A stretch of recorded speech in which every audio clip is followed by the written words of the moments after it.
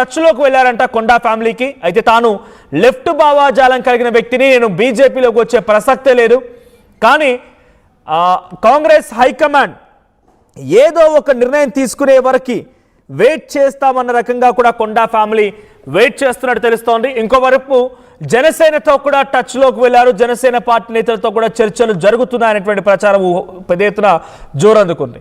So నిజానికి కొండా సురేఖ వివాదం ఒక రకంగా చెప్పాలంటే ఇప్పుడు జరుగుతున్న విషయాల్లో తనేదో పబ్లిక్ ఇష్యూ గురించి మాట్లాడి ప్రభుత్వానికి వ్యతిరేకం కాలేదు. తనేదో పబ్లిక్ సమస్యల్ని అడ్రస్ చేసి ఈ కాంగ్రెస్ పార్టీ అధిష్టానంకో ముఖ్యమంత్రి రేవంత్ రెడ్డికో వ్యతిరేకం కాలేదు, దూరం కాలేదు. స్వయంకృత అపరాధము. సో బేసిక్గా సన్ స్ట్రోక్ తగులుతూ ఉంటుంది చాలా మందికి. సన్ స్ట్రోక్ అంటే ఇక్కడ నా ఉద్దేశం ఎండ తీవ్రతతో వచ్చే సన్ స్ట్రోక్ కాదు, కొడుకు చేత వచ్చేటువంటి కొన్ని ఇబ్బందులు రాజకీయ నాయకులు తగులుతూ ఉంటాయి. కానీ కొండా సురేఖకు తగిలింది డాటర్ స్ట్రోక్. సో తన కుమార్తె కారణంగానే ఒక స్ట్రోక్ తగిలింది కొండా సురేఖకి. ఇది ముమ్మాటికి స్వయంకృత అపరాధం అనేది చాలా రాజకీయ సీనియర్ నాయకులు కానీ విశ్లేషకులు కానీ చెప్తున్నారు. సో ఇప్పుడు తను బీసీ అంటూ మాట్లాడుతున్న మాటల్లో కూడా మరి బీసీ సమాజానికి కొండా సురేఖ, కొండా ఫ్యామిలీ చేసినటువంటి ఇంపార్టెన్స్ ఏంటి, ఇచ్చినటువంటి ప్రియారిటీ ఏంటి, వాళ్ళు చేసినటువంటి సర్వీస్ ఏంటి అంటూ కూడా క్వశ్చన్స్ రేస్ చేస్తున్నాయి కొన్ని బీసీ సంఘాలు.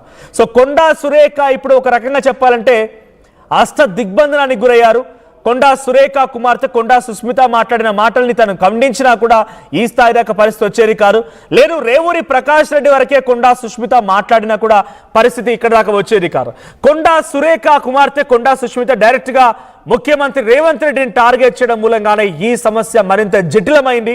తన పదవి పోయే వరకు పరిస్థితి దారితీసింది. సో ఇప్పటికే క్రమశిక్షణ కమిటీ చైర్పర్సన్ మల్రవి కొండా సురేఖ పైన కఠిన చర్యలు తీసుకోవాలని హై కమిటీకి అంటే అధిష్టానానికి ముఖ్యంగా పిసిసి అధ్యక్షుడిగా ఉన్నటువంటి మహేష్ కుమార్ గౌడ్కి ఒక సిఫార్సును అందజేశారు.